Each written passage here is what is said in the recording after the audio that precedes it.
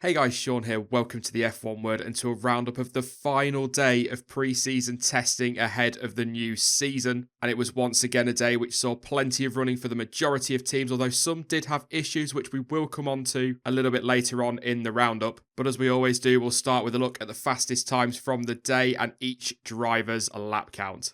It was Kimi Raikkonen who set the fastest lap of the day then with a 1:17.221, just a tenth off his teammate's time from yesterday, and so therefore the second fastest time of testing overall. 157 laps as well for the Finn. He really needed that today, especially after he missed out on running earlier in the week due to illness. Fernando Alonso recovered very well after problems in the morning. We'll come on to that in just a moment with a 1:17.784 and 93 laps. Some seriously good running this afternoon from Fernando Alonso, and that was the third fastest time overall in testing. So McLaren finally showing some good speed there. Carlos Sainz had a good afternoon. Again, we'll come on to that in just a moment. 45 laps for him, 1:18.092. The top three all setting their times on the Hypersoft tyre. Daniel Ricciardo ran the Supersoft and managed a 1:18.327 and 92 laps. So good again from Red Bull today. Romain Grosjean for Haas, 181 laps and a 1:18.4 on the Ultrasoft. Haas have had a very strong end to this week's testing, and a lot of people feeling a lot more positive about them going into the first race of the season. Bottas finished up 6th, 104 laps in the afternoon, a 1:18.8, but again only ran the medium tyre. Brendan Hartley, another great day for Toro Rosso, 156 laps of 1:18.9. He ran the Hypersoft. Esteban Ocon, a strong end to testing for them, 163 laps of 1:18.9 on the Hypersofts as well. Charles Leclerc only managed 75 laps today. We'll come on to why in just a moment. A 1:19.1 for him on the Hypersoft tyres, just about matching what Marcus Ericsson did yesterday. Sergei Sorokin got 105 laps on the board. He did a 1:19.1 on the soft tyres. Lewis Hamilton did 97 laps of 1:19.4 for him on the Supersofts. And Lance Stroll, a Williams, once again propping up the timesheets. Just 27 laps on the board and a 1:19.954 on the soft tyres. I'm not going to lie, I am genuinely worried about Williams' pace going into this season.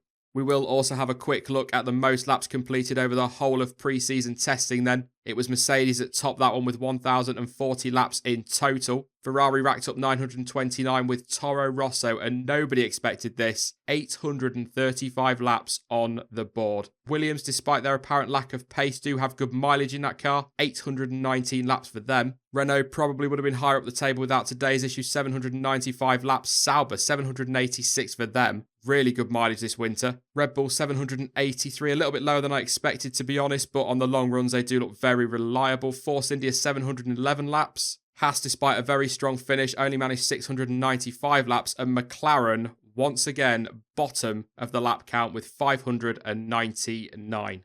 Let's get on to today's main talking points then, and there were yet more issues for McLaren and Fernando Alonso as the Spaniard ground to a halt at turn 7, bringing out the red flags.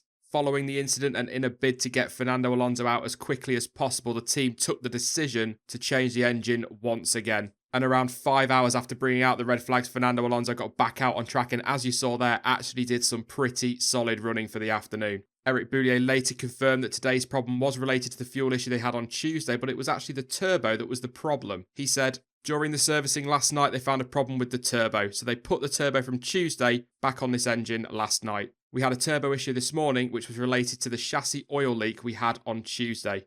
Yet more problems for McLaren then, but despite their issues in testing, the team are still confident they're going to be strong this season. Eric Boullier also warned their critics not to judge them based on testing, but to judge them on their race performances instead. He also urged everyone to wait and see how they do after a few races. They have said they are investigating today's issues, so fingers crossed they can get them sorted before Australia. Another team that had problems today were Renault. They had to investigate a gearbox issue which resulted in very little running from Carlos Sainz for most of the day. In fact, he only managed 4 laps in the morning, and the Spaniard didn't get back out on track until around 4 p.m. local time, which left him just 2 hours to get some more good running under his belt. Despite today's issues though, all in all, I could imagine the team are pretty happy with how pre-season have gone. Renault have been one of the surprise packages so far, and they look good as they head to Australia.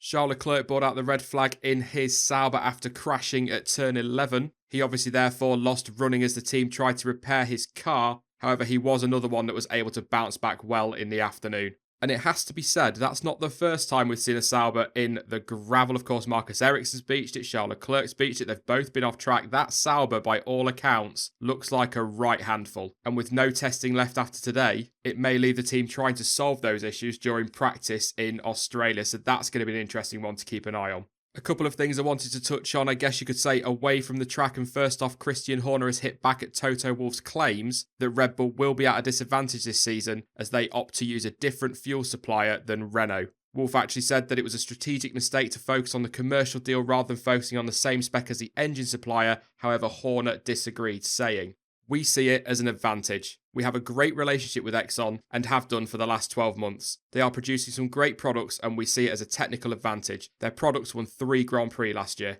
Obviously, there are burdens involved in that as it's a different supplier than what the Works team have. It just means they've got to run more engines on the dynos, which we have to cover the cost for. We wouldn't be using it if we didn't see it as a technical advantage." Of course, the Works Renault team and new customer team McLaren will both be using BP fuel in 2018. And finally, Pirelli have confirmed that the 3 softest tyres, including the new Hypersoft, will be used for the 2018 Canadian Grand Prix. It will also be the first time the Hypersoft is used competitively in Formula 1. They also announced that they will make the medium, soft and super soft tyres available for the Spanish Grand Prix, which means based on how the teams actually refer to the tyres over the course of a weekend, the medium tyre will be the hard option, the soft tyre will be the medium option and the super soft tyre will be the soft option. Can you understand why new fans to F1 are really struggling to get a grip of these tyres? We're going to have some real fun this year. That is it from me. I will be back live this Sunday at 6 PM UK time, where we will be summarising pretty much all of pre-season testing and also discussing what we believe the current running order could well be. In the meantime, now you can follow me on social media. Links to Facebook, Twitter and to Discord are all in the description down below. But as ever, thank you for watching. I've been Sean. This has been the F1 Word, and until next time, goodbye.